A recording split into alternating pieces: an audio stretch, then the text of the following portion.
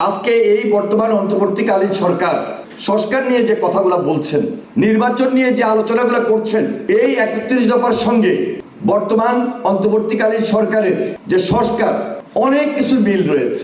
আজকে আমরা লক্ষ্য করছি শুধু জনপ্রিয়তাই না, শুধু জনগণের কাছে জনপ্রিয়ই না, বাস্তবে এই 31 দফা যদি হয়, আমরা যদি এটাকে এই নির্বাচনের মধ্য দিয়ে সবার আন্তরিকতা, সবার সহযোগিতার মধ্য দিয়ে সকল রাজনৈতিক দল, মত পথ সবাইকে এক করে আমরা এই অভিষ্ট লক্ষ্যে পৌঁছতে পারি, আমার দৃঢ় বিশ্বাস এই বাংলাদেশের মাটিতে আবার ফ্যাসিবাদ আসতে পারবে না। ফ্যাসিবাদ এখানে কর্তৃত্ববাদী শাসন ব্যবস্থা তৈরি করার কোনো সুযোগ পাবে না। তাহলে আমার আপনার কাজটা কি? আমাদেরকে একটু সজাগ হতে হবে, একটু সচেতন হতে হবে, একটু দায়িত্ব নিতে হবে।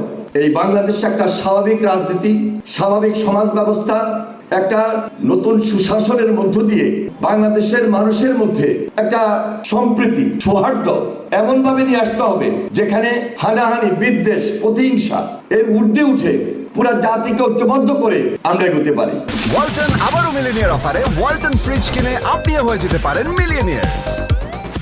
কারণ আমাদের টার্গেট একটা সুন্দর বাংলাদেশ, আগামীর বাংলাদেশটা যেন এই প্রজন্মের জন্য সুন্দর হয়।